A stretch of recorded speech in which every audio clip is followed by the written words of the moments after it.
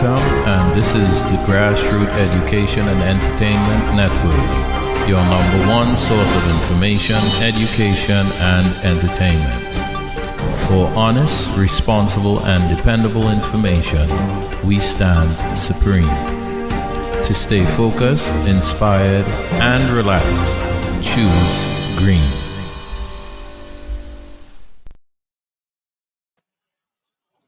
Ekabo, and welcome to the Ifagbemiro Show.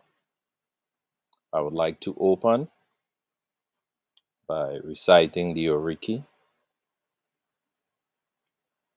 Ope Nifu Olorun, Oludumare, Oba Ajiki, Mojiloni, Mowogun Meriaye,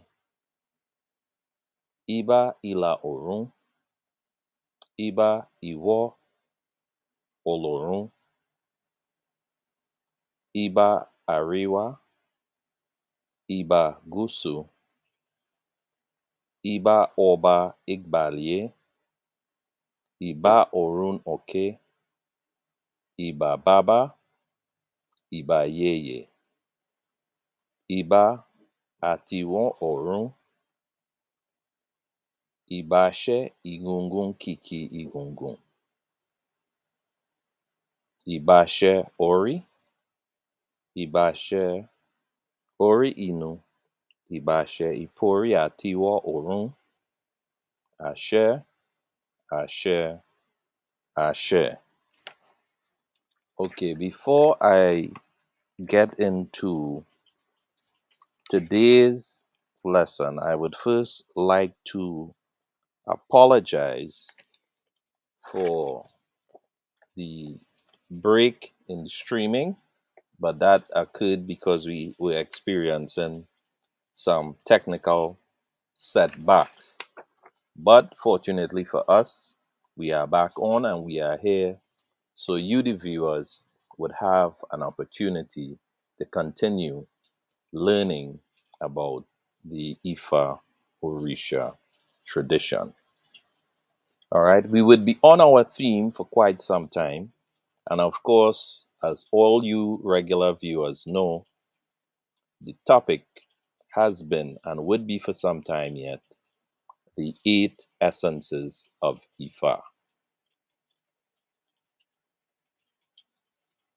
I'm going to review briefly what these 8 essences are comprised of, and then we would begin today's lesson. All right. The 8 Essences of Ifa. The first of the 8 is the spiritual essence. This relates to the place of man in the cosmos, the powers of matter, and all aspects of ontological evolution and development. The second essence is the divine essence. This relates to methods of divination and the accessing of esoteric information, the mechanism of divination, and the systematic method of getting messages and their interpretation. The third is the religious essence, and this relates to our faith, belief, catechism, and Ifa propagation, otherwise referred to as evangelism or Ifagelism. The fourth essence is the worship and sacrificial essence. This relates to the meaning of worship, the importance of worship, sacrifices, and acceptability of sacrifices, clearance of sacrifice, passage of sacrifice, and results of sacrifice. The fifth essence is the medicinal essence. This deals with the use of herbal plants for various healing modalities. This is both in magical form and materialistic form of medicine.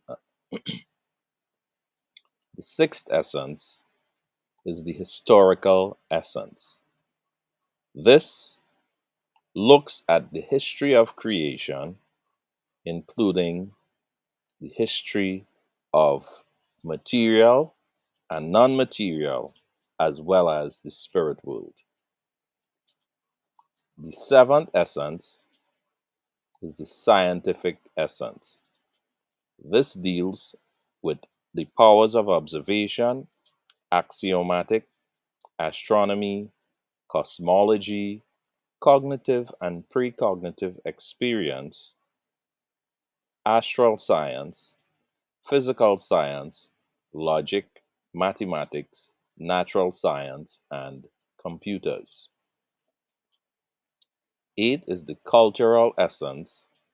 This is what relates to rites, rituals, politics, socio-economic, languages, dress, and normative value.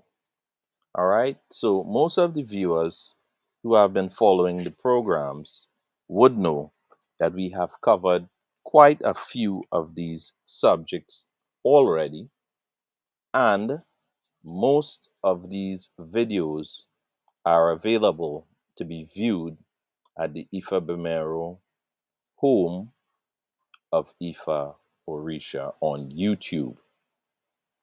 All right. The videos are also available on several pages that are associated to the Ifa Orisa practice in Trinidad and Tobago. Just to name a few of these pages, we have the Ifa Orisa Tradition Discussion Group of Trinidad and Tobago. We have the Ifagbemiro Home of Ifa Orisa Tradition. We have the Ifa Orisa Community Congress. We have the Ifa Orisa Tradition Teaching Group of TNT, as well as we have many other groups, including Grassroots Education and Entertainment Network. We also have the Iantis Travel and Group that is also associated with these works as well. All right. So today we're going to have a very interesting discussion. Actually, we're going into a great measure of detail on the subject of Ori today. Today, we are going to discuss what the Ori is, which we've done on several videos before, but we are actually going to look at the parts of the Ori and its various functions. All right. Um, Today, most of the information is going to be taken from a book that I'm going to actually read from by Fateg Fatumbi. And this particular book deals with the issue of the Ori. All right.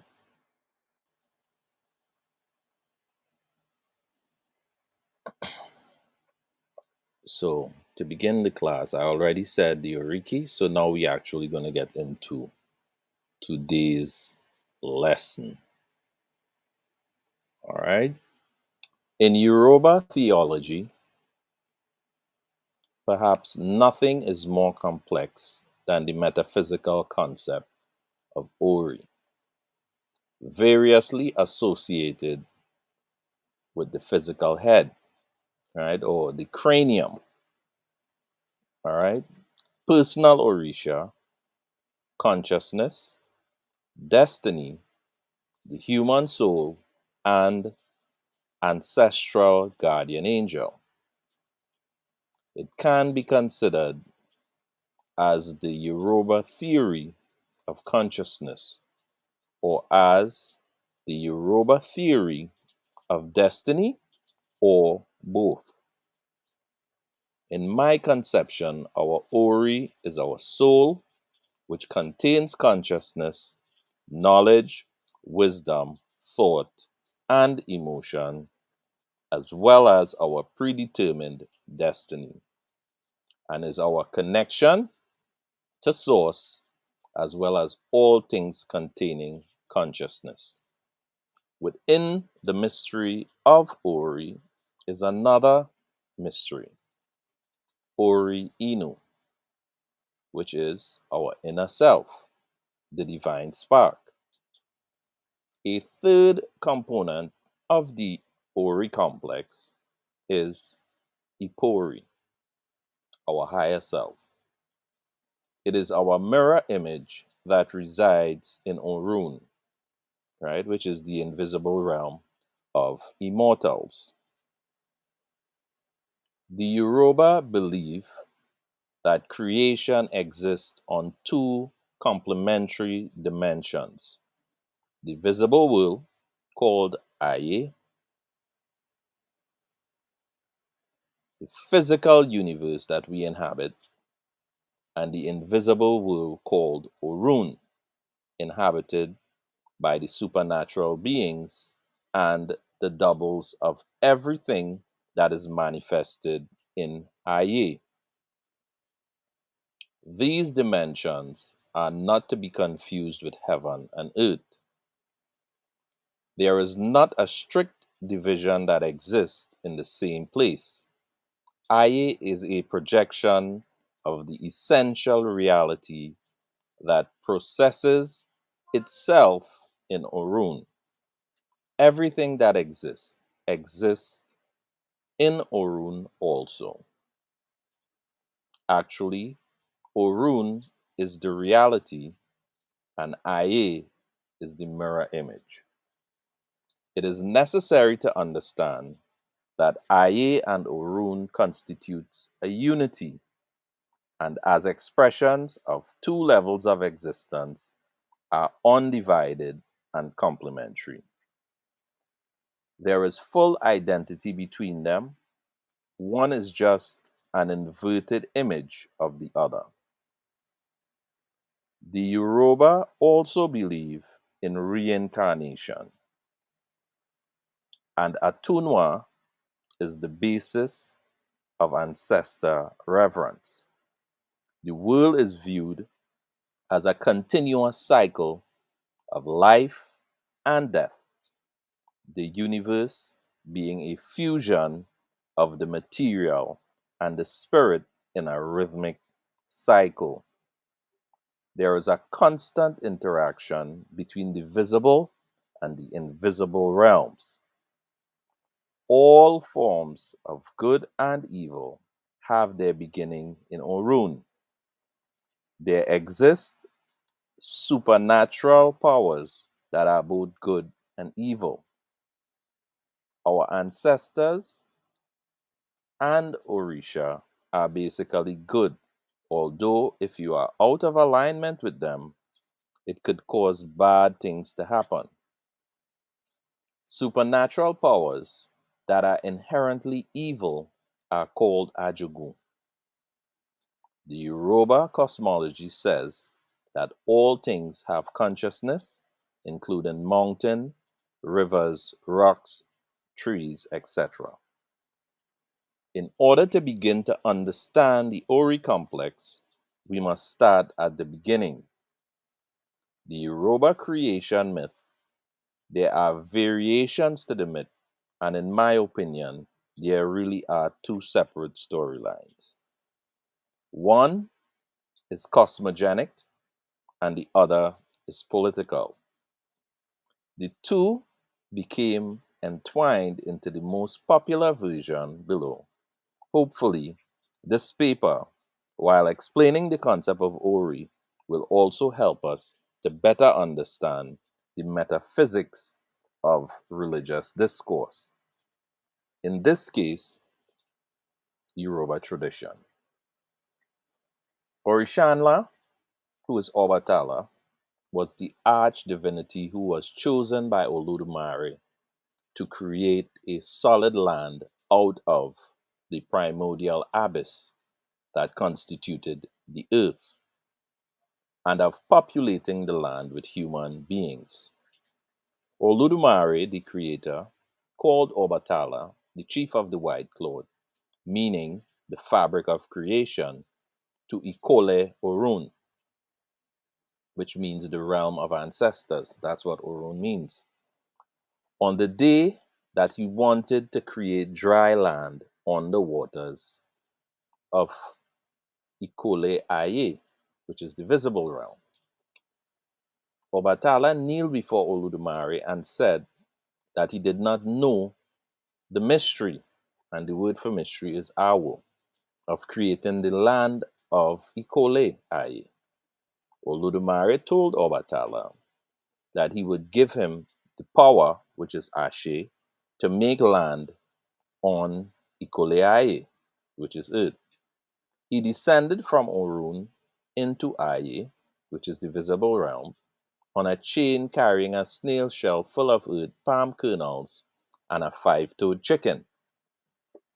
He was to empty the contents of the snail shell on the water after placing some pieces of iron on it, and then to place the chicken on the earth to spread it over the primordial water. By doing what chickens do, which is to scratch at the ground, according to this version of the myth, Obatala or Obatala completed this task to the satisfaction of Oludumare. He was then given the task of making the physical body of human beings, after which Oludumare would give them the breath of life, which is Emi. He also completed this task, and this is why he has the title Obarisha, which is the king of Orishas. The other variant of the cosmogonic myth does not credit Obatala with the completion of the task. While it concedes that Obatala was given the task, it avers that Obatala got drunk on palm wine even before he got to earth and fell asleep. Ogun took all the Iworo, which is gold, and forged a long Iwan, which is chain, which he flung towards Ikoleaye, which is the earth, and Obatala placed his ashe or power in a pouch and began to descend down the Iwan. When he came to the last rung, he could see he was still some distance from the primal water. Obatala removed the Igbin or the Igbi, which is the snail, shell from his pouch and sprinkled soil upon the primal waters. Then he removed the five toes, Itu, which is the guinea hen, and dropped it on the land. As soon as the Itu reached the soil, it started scratching the ground, spreading the dirt across the surface of the primal waters. Seeing the ground had become firm, Obatala removed an Ekin, which is a palm nut, and dropped it on the land. The Ekin sprouted and became a palm tree. When the palm tree grew to its full height, it reached the last ring of the Iworo Won, which is the gold chain. Obatala was able to step from the Iwon to the palm tree. After climbing down down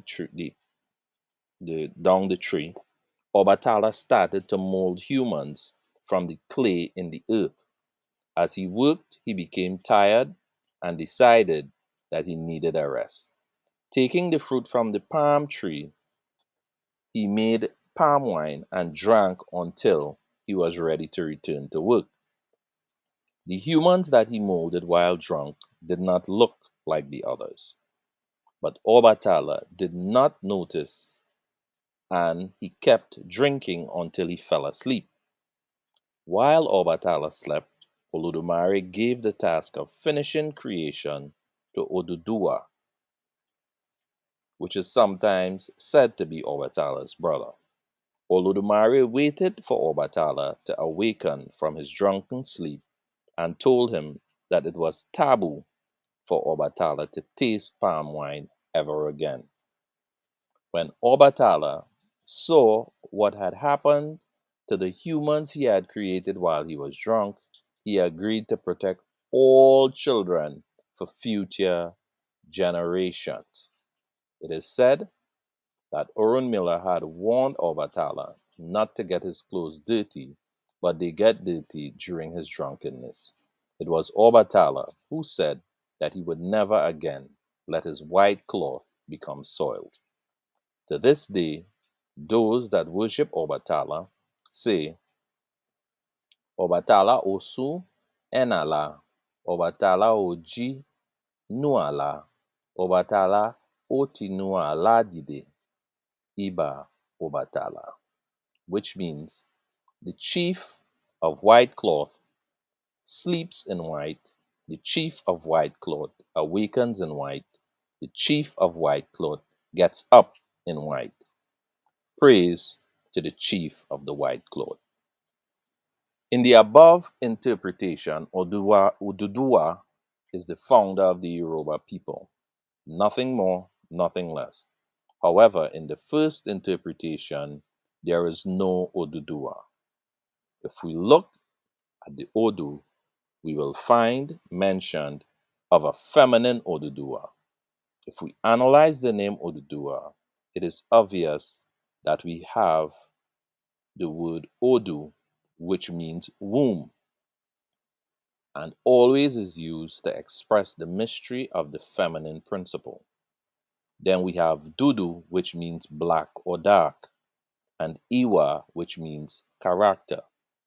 So what we get is character of the mystery of the dark womb. The dark womb being the source of the feminine principle, so something like manifestation of the dark principle. It seems then that this female entity at some time was made into the male progenitor of the Europa. Could this have happened when the matrilineal system was changed to patrilineal? Whatever the case may be, the making of the land is a symbolic reference to the founding of the Yoruba kingdom, and this is why Oduduwa is credited with the achievement. Oduduwa's progeny were 16 in number and became kings. So, Oduduwa was the first king of the Yoruba nation and founded Ile Ife, the ancient capital, creating a succession of kings all related to him. Again, this version incorporates history into the creation myth. It establishes the divine nature of the founder Oduduwa. Some say that before the time of Oduduwa, the story did not involve Obatala getting drunk and Oduduwa finishing the job. However, as interesting as this debate may be, it really isn't important to the discussion of Ori. What is important is the symbolism. The chain is representative of Ogun. How can Obatala get to earth? Ogun opens the way. Ogun pushes the creation to evolve to move forward. Obatala arrives at Ile-Ife and starts cutting his way through the bush, but can't do it with his silver cutlass. The metal is too soft. So Ogun takes over with his iron cutlass. The five-toed hen represents Oshun. Five is the sacred number of Oshun, the Yoruba goddess of love, fertility, and abundance. In the early stages of evolution, diversity is created on the surface of the earth through the interaction, combination, recreation of the basic elements. This diversity is this diversity in an expression of the fertility and abundance manifested through the power of Oshun. The palm nut or Ikin represents Orunmila. Obatala can create the land, but needs Oshun to fertilize it. and Ogun to create civilization. However, Ogun cannot create a polity. For this, we need Orunmila, who brings the ethical foundation for society. These Orisha, in combination, represents unity and balance of forces. Unity and balance becomes the central paradigm of Yoruba metaphysical thought. All right. So all that I've read so far, you would see where there is the interplay of the energies, both the male and the female, the elements of water and earth. So a lot of times, you would hear people talk about Oshun, not really understanding the cosmological concept that she represents the earth and its fertility. She also represents the womb.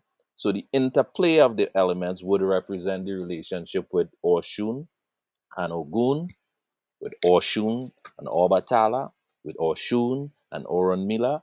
All these various interplays represent the balancing of forces, both earth force as well as the water element, as well as the masculine, as well as the feminine, and not necessarily the mythological interpretation or the literalism that some people associate to the interplay of the energies. All right, so this is a very, very critical and important factor when one is being educated about the Orishas, that one must not take the myths as literal, but as analogies and as symbols to show the various parts of the cosmology. The world begins with one, and the one that is formed through perfect balance between the powers of expansion and contraction, light and dark, and the balance between masculine and feminine. And that one is the microcosm of all that is, which is what I was just explaining. All right, so I'm going to continue reading. In addition to the palm nut grow into the palm tree, that Obatala descends. Within the religion of Ifa, the palm tree is regarded as the sacred tree of life. Most earth-centered religions designate a particular tree to the symbol to symbolize the transformation of all things as they progress through the cycle of birth, life, death, and rebirth. In addition, here is an excerpt from Falokun Fatumbi on Obatala and the metaphysics of the creation myth. Obatala is the spirit of the chief of the white cloth in the West African religious tradition, called Ifa. The word Obatala is the name given to describe a complex convergence of spiritual forces that are key elements in the Ifa concept of consciousness. Those spiritual forces that form the foundation of Obatala's role in the spirit realm relates to the movement between dynamics and form as it exists throughout the universe. According to Ifa, dynamics and form represents the polarity between the forces of expansion and contraction. Together, these forces create light and darkness, which in turn sustains and defines all that is. Ifa teaches that it is the interaction between light and dark that generates the physical universe. And it is Obatala who brings this interaction into being. The power of Obatala is described by Ifa as one of the many spiritual forces in nature which are called Orisha. The word Orisha means selected head. In a cultural context, Orisha is a reference to the various forces in nature that guide consciousness according to Ifa. Everything in nature has some form of consciousness called Ori. The Ori of all animal, plants, and humans is believed to be guided by a specific force in nature which defines the quality of a particular consciousness. There are a large number of Orisha, and each Orisha has its own awo or mystery. The unique function of Obatala within the realm of Orisha Awo, or the mystery of nature, is to provide the spark of light that animates consciousness.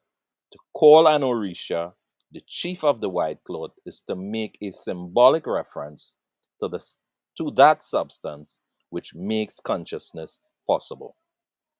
The reference of white cloth is not a reference to the material used to make the cloth. It is a reference to the fabric which binds the universe together.